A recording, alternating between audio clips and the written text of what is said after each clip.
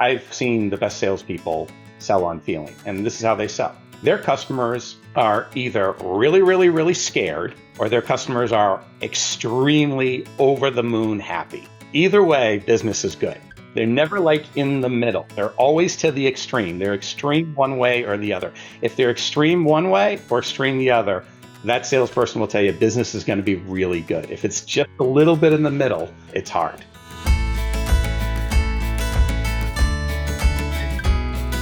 Welcome back to the Thoughts on Selling podcast. Today, it is my absolute delight to have David Donlan on to talk about all things sales, sales management, and sales leadership.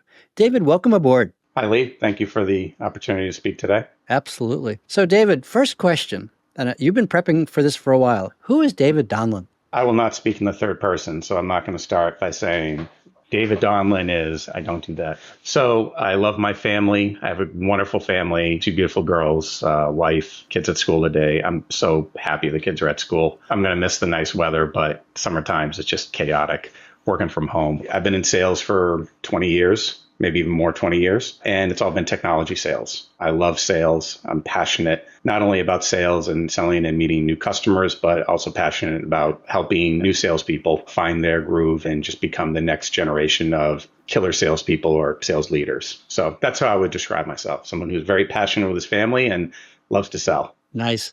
So I don't think I've asked this question before, David. What's your origin story? What was the first thing you remember selling? I was a landscaper and I was selling plants. I was always trying to upsell a plant. We were selling azaleas, was trying to always upsell the fertilizer. How old were you? I was 15. I worked in a nursery and then I was on the road mowing lawns and laying out sod and ripping out weeds and everything. And come to think of it, I was only getting paid $5 an hour. Back then, I think the minimum wage was like $3.50. Right. A long time ago. So a few years ago.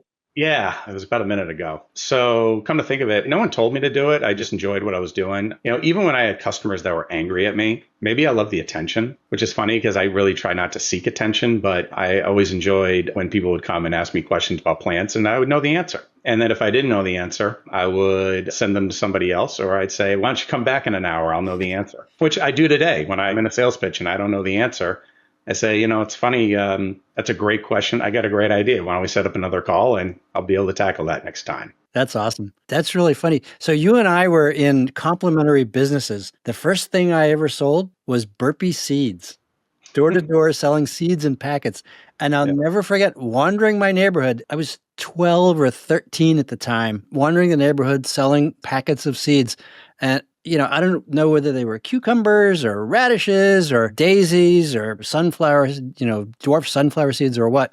I think we ordered them and then had to pay for them. But the way we got paid was in merch. And the merch I wanted was a remote controlled airplane. And gosh darn it, that thing never ran. And then I became the master of my own destiny. I started selling bicycle maintenance services. So I maintained all the bikes, I think probably for 50 cents a pop, to all the neighborhood kids whose chains had fallen off and that kind of stuff. So that's cool. And so one of the things you said, David, was helping newer salespeople get launched. Tell me about that. Why are you passionate about that? I don't have the right answer. I don't even know if I have the answer. It's kind of silly, but I look at LinkedIn, I use LinkedIn for prospecting and you get that LinkedIn poof, so-and-so is now VP of sales or poof, so-and-so just got promoted. And I must have hired and trained and onboard hundreds of people in my career. And every time I see that, I'm always, that's awesome. I'm always that's really awesome. Even the ones that maybe got to a level above mine faster. I don't know what it is. It just warms my heart. I know that sounds kind of corny, but it just looks cool. Someone told me once that I should take all the names of everyone that has ever worked for me and has accelerated their career, whether it was, company, money, title, even just personal career, and make a slide of that. Never did it, but, it would be a pretty fulfilling slide. So I can't put my finger on it, but it just, even when I just see a sales rep and they have a W-2 bigger than mine, for some reason, I'm just so happy for them. It doesn't mean you're losing. It means they're winning. Yeah. Actually, I'll tell you a funny story. I had a sales rep take his commission check and he bought his wife a brand new car. And I made the joke when he closed the deal. I said, dude, you're going to get a pretty good sized check. Actually, let me rephrase that. Your wife's going to get a really nice check. And he just laughed. And I said, what you got to do is you got to get something really nice. And a few months went by and he called me up and he said, Dave, I just want to let you know, a tow truck came and off the lift was a brand new SUV, shrink wrapped. He's like, I never seen a car shrink wrap before, brand new in the shrink wrap. Yeah. And right there, and I surprised my wife with it. And it was one of the best feelings of my life, next to having kids, obviously. And, those are the little things, you hear those stories, just like, wow, I don't want my wife to hear that story. I haven't done that for her. But, those are the stories that just become so memorable. Yeah, you make a substantive difference in someone else's life. As a side note, cars are great. Refrigerators, not so much. Do not give your wife a new refrigerator for Valentine's Day. Yeah. I'm not saying I know anyone who did it. I am saying repercussions lasted for years. So refrigerators, not so much. So I have a very similar feeling as you do, David. I love onboarding SDRs because from my perspective, their minds are unblemished from all of the shit that organizations and bad managers give them, right? So you and I have both been in tech all our lives. You start in a tech company and all of a sudden you get the tech religion. Our stuff is better than everyone else's. Stuff, better, right? 3.3 is better than 3.2. And so when I onboard an SDR, and I did this both at Oracle and Google in good sized quantities. I'd work with the class of, 50 or 200 people at a time. And I'd say, look, you may be the first person that ever touches the customer from our company. You may create the brand experience that's literally going to last for years with that customer. Let's make sure you're set up properly for your personal success and for the organization's success. It's not about version 3.2. It's about us actually understanding what the company does and how we can help their business results. And then the second conversation I have with them is, what's the difference between an amateur and a professional, right? Professionals don't go out on the golf course and just hit drive after drive, with perfection, right? For every drive that a pro takes in a tournament, how many swings do they take outside of the tournament? 1,000 to 1, maybe? 500 to 1? Deliberate practice is the hallmark of a professional. And we don't do that very much in sales, by the way. No, I was lucky. I was really fortunate. I started my career as an SDR, BDR, and I think back then we called it inside sales, actually. We did. Maybe I trained you. Do you remember? But I was fortunate because my trainer was the person I was feeding. My trainer, I had 2 field sales reps. One of them was number 1 in the company, making very good money. And they invested a ton of time in my onboarding. They took it as far as teaching me how to write an email. I know how to write an email, but the words to choose, this is before Grammarly or, right. that or anything out back there. Back when words mattered. Yeah, this is Lotus 123 email, by the way, to tell you how far back this is, and how to write an email, how to build a proposal, how to write a proposal, how to be extremely detailed oriented. This is the Xerox and IBM and John Hancock School of Sales training. Yep. Right. And one thing that I liked about that, when I really learned, and one thing I liked about them is they both, day one, gave me their cell phone. I didn't have a cell phone yet, but they gave me a cell phone. And they said, okay, we're going to be in the field. If you need anything, call us. And if you need anything on the weekends, call us. If you need anything at night, call. Just call. Just call. There's no detail too small. Just call. And they were never aggravated whatever hour of the day I called or the weekend. Eventually, I got a cell phone. They used to call me on the weekends. And I don't want to use the word yell, but say, hey, you got to wake up because, Friday you didn't do a very good job. But it motivated me. And, that was a style that I was used to growing up. So that was a style you were used to growing up. Did you have a role model that set that for you? Both my parents, I guess, would say my role models. I'm an only child and dual income family. Both my parents are in sales. My father still sells today. He's in wealth management, crushing it. My mom started a newspaper, sold the business. I came from that. So I guess a lot of them were my role models in the sense getting up every day at 5:45 and working. But it wasn't until I went into technology sales when I truly understand that if you obsess, I know Bezos always talks about obsession. I can't think of a better word, but if you obsess over the customer, good things just happen. That's right. And that's what the first 2 field salespeople taught me is you're going to treat the customer right. You're going to write very detailed emails. They don't want to see misspellings. They don't want to miss things. Like you're going to make it so crystal clear and so easy for them to do business with us. And they taught me that. It taught you a work ethic. Yeah. And in return, I build relationships with the customers too. I wasn't just the first line. I was second, third, fourth. I mean, they would take me on golf trips with the customers. So I became part of, I guess, our tribe. I guess we were a tribe then. So I guess we're part of that kind of tribe. And I try to teach that to everybody I work with. It's harder now. Yeah. But I try to teach that to everybody and instill the same values that were instilled to me in my first sales jobs out of school. So David, ever since you were selling landscaping or since you quit that job, have you done anything interesting since then with regard to sales and world of sales? Well, funny story, Lee. So when I was in college, I did an internship at one of the biggest banks in the world because I thought I was going to go into financial services, and I was miserable. Paid was amazing, but I left that life and I became a swim teacher. And how I can relate that into sales is you're teaching, you're teaching people how to buy. You're teaching people how to see that my product or my service or my solution or that a relationship with our firm is going to help you. So I actually, some college summers and in college would lifeguard and also teach swim lessons. And not just, I taught adults. So you're a lifelong teacher. Yeah.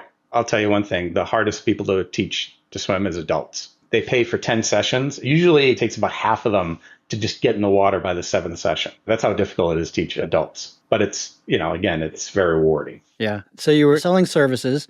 You were at Aberdeen for a while, selling complete intangibles. And then you ended up at HubSpot. You were there for a while. An interesting time and an interesting place to influence how industries sell. Yeah, I mean, one of the things that I learned at Aberdeen selling services and technology is when you're selling services, you have to sell outcomes. You have to sell feeling. And I think too many times businesses lean hard on the demo. Now, if you have an amazing product, I get it. You're passionate about your product, got to show the product. The customer's always saying, show me the product. But what the customers really want is they want to be sold on outcomes. And I forget how I heard this, but it might have been like a TED Talk. Somebody said something. There's like 3 ways to sell. You can sell on feeling, you can sell on outcomes, you can sell on product. Selling on product is extremely easy. Anyone can sell on product because nobody knows your product better than you. Selling on outcomes, a little difficult. You got to ask questions and you got to really understand what the customer is trying to achieve and what they hope to achieve. And then you can sell on feeling. And the way to sell on feeling is the hardest way to sell. And I've seen the best salespeople sell on feeling. And this is how they sell. Their customers are either really, really, really scared, or their customers are extremely over the moon happy. Either way, business is good.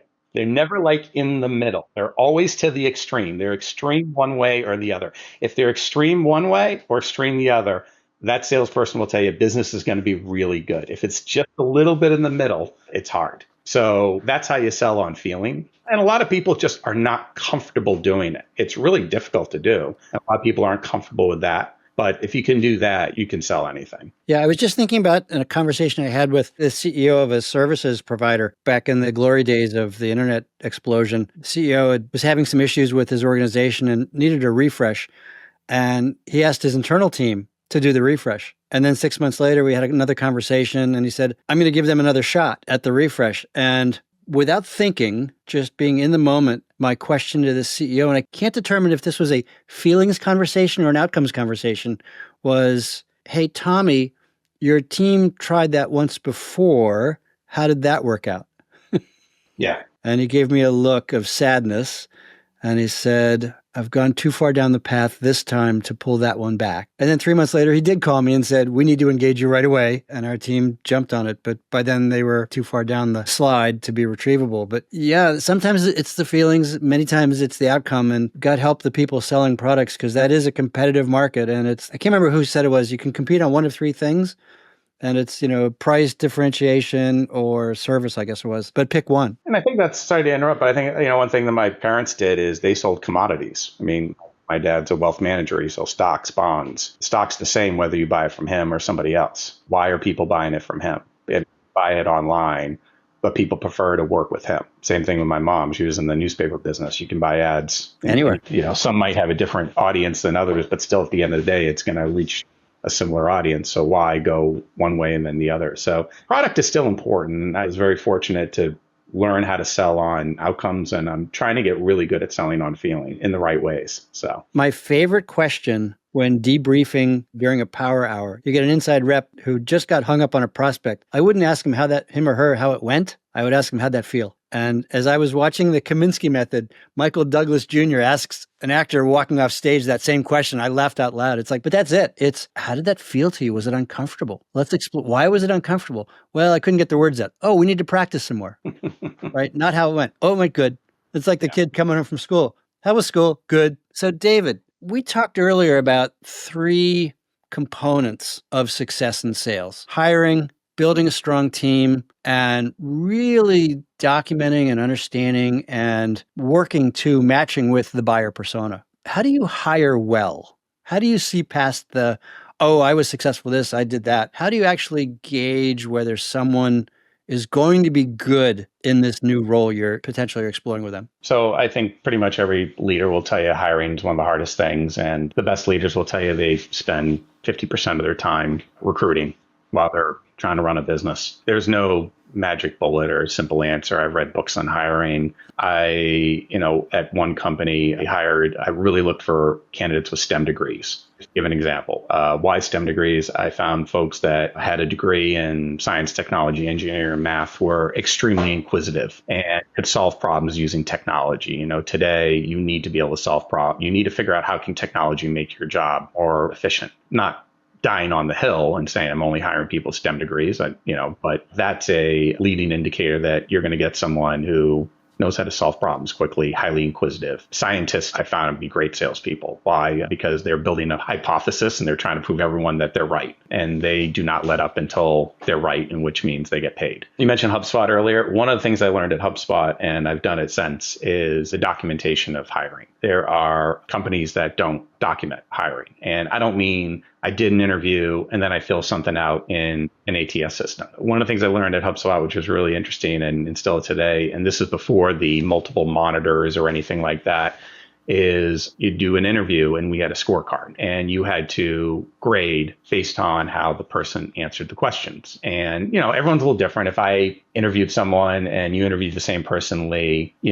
on some levels, like, let's say internet marketing experience, I might ask a question and give that person a 7, and you might ask the question and give that person an 8. I mean, sometimes it wasn't completely 100%, but it was actually pretty darn close. We would interview someone and we had a standard that if the person was not an 80 or above, we wouldn't pass them on to the next round. Now, they would have multiple interviews before they go to the next round to make sure, but we were pretty much aligned. And because of the tightness of the scorecard and the curriculum, hiring became very predictable. So you said hiring became predictable. That suggests that you compared that upfront process of evaluation with the back end results. Yeah, I still don't see a lot of that, even in large business today. What I always find fascinating is other companies, I'll talk to a recruiter and my internal recruiter and say, hey, I really like this candidate. How come they're not in the other round? Oh, we're waiting on so-and-so to put their notes in the ATS system. There's a lack of focus and discipline there because hiring is the most important thing. And,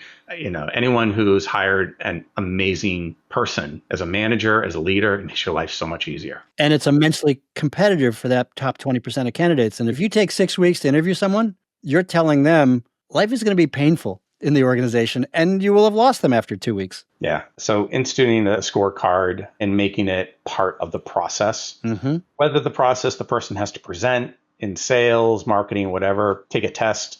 I think every company is different, but there needs to be a set of rules or a curriculum that needs to be put in place in the hiring. And in doing that and being disciplined and focused on that, I truly believe you're going to bat much better. Did you ever work with Objective Management Group or one of the others that evaluates on Objective Management on an objective basis and matched against? Yeah. Yeah, that's Curlin, right? It was. He sold it to Ben Tago, I think his name is. He's also a Pavilion member. Yeah, I read his book, Baseline Selling. Yeah, Dave is a good guy. Yeah, we adopted that and read the book, so very effective. Let's talk about moving on. So you've hired a team of people. Let's talk about building strong teams. I think it's the same thing in hiring. You want to, when people come on, you should have a curriculum that is the same. And like the hiring, there's a scorecard for everybody. Maybe onboarding and training is 2 weeks, maybe it's 3 weeks. Again, every company is different.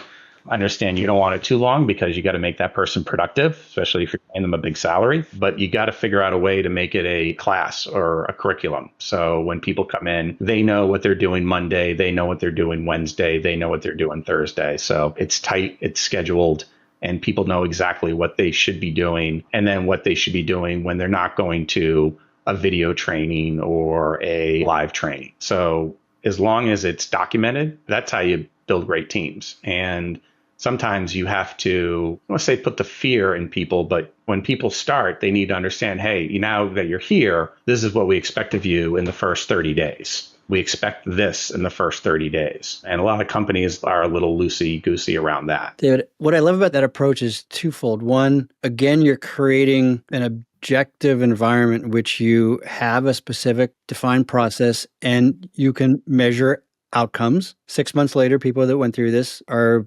improving their time to revenue by 20%, and you can tweak it and see what the response is. And two, perhaps just as importantly, you're setting the expectations of, no, this is not a country club. You come on board, you get to work. In so many cases, I've seen people, and in a couple of cases, I've joined organizations.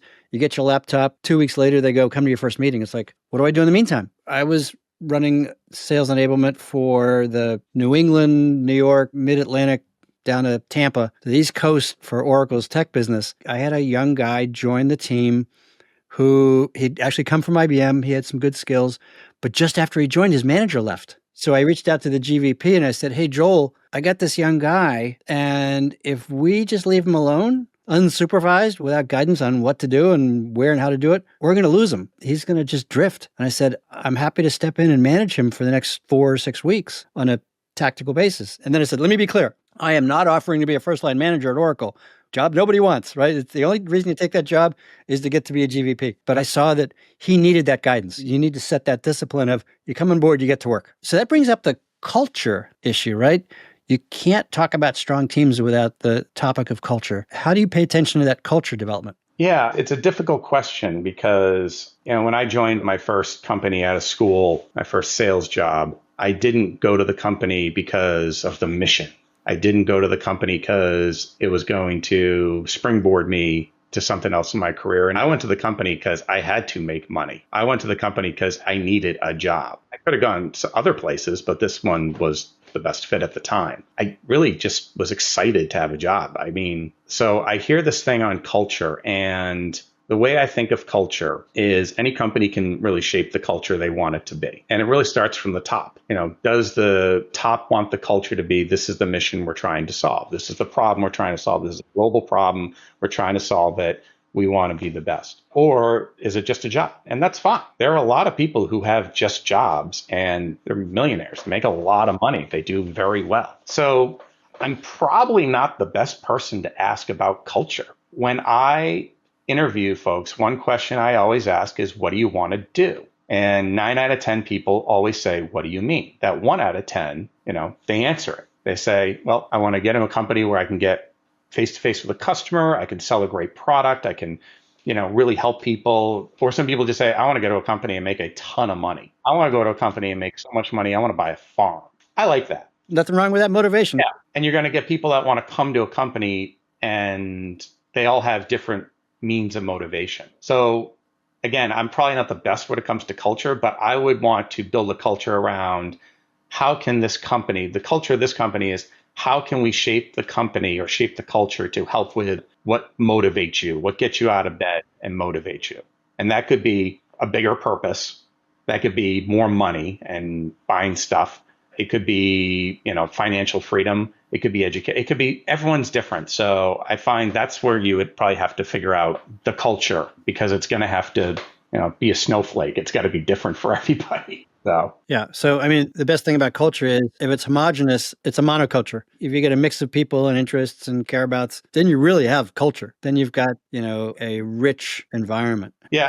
Every job I've ever joined, I felt like a kid in a candy store again. It's just a great feeling to just go somewhere that people are excited to have you be part of the company, the culture. They're going to invest in you. It's a great feeling. So, but again, I'm probably not the best person to ask about culture because I think it can go so many different ways. Right. So. Well, just the fact that you're setting an expectation of hard work and structure, right? That's part of what culture is all about. So, David, what are you up to these days? Well, my kids went to school today, which is great. You already mentioned that. And your golf clubs look like they haven't been used yet this afternoon, right? No, I golf maybe 5 times a year. Not much of a golfer. I dress the part really well, but I'm not strong. And so I live in the city. And when you live in the city, there's not a lot of storage. So my office typically becomes my storage. My clubs aren't in the back of my car and I'm retiring them for the year. They're hanging out in my office because I get nowhere else to put them.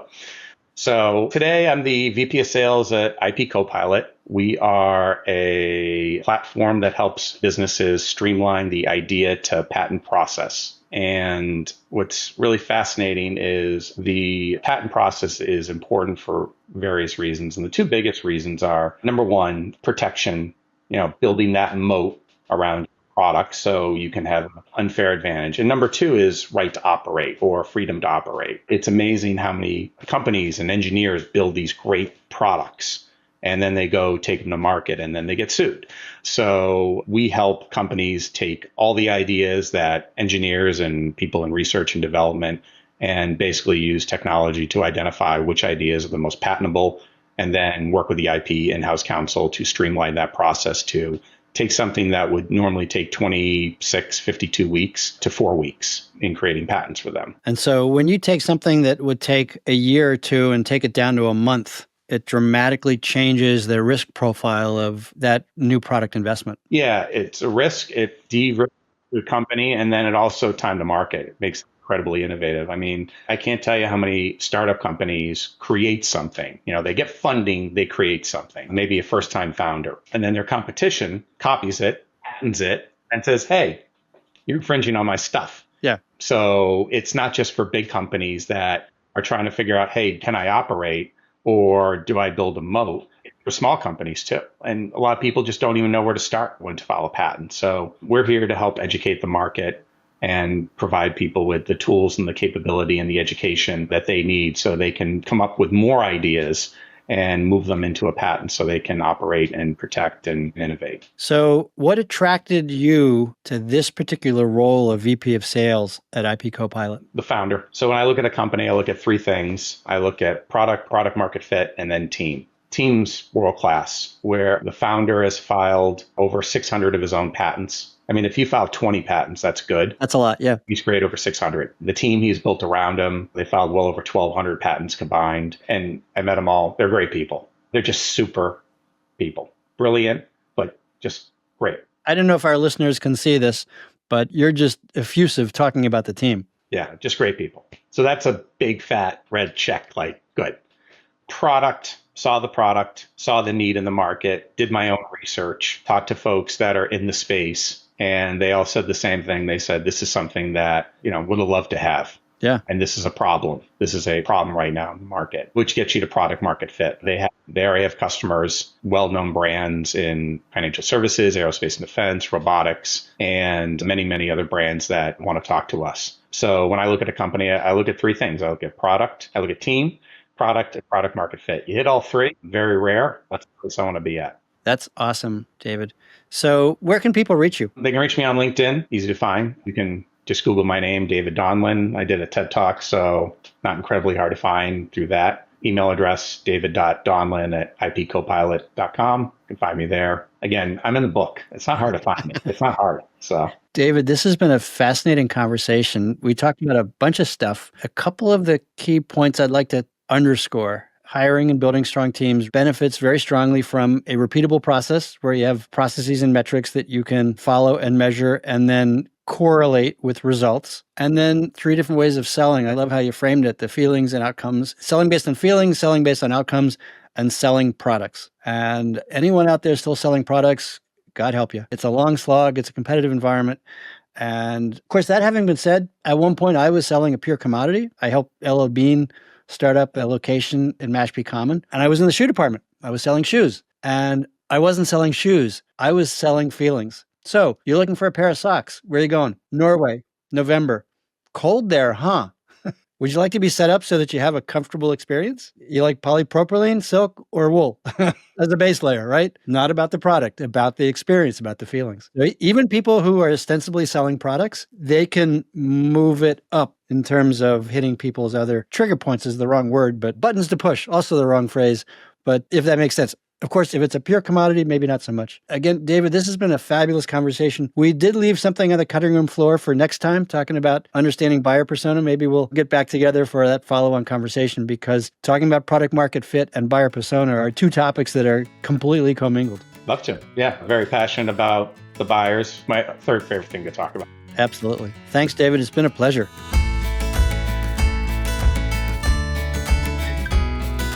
Another deep dive into the topic of sales excellence and the performance mindset. If you found this conversation interesting, I would appreciate it if you would share the podcast with a coworker or two. And to explore this topic in more depth, send me a note via the contact form on podcast.thoughtsonselling.com, or find some time for us to talk at meet.acellergroup.com. Thanks.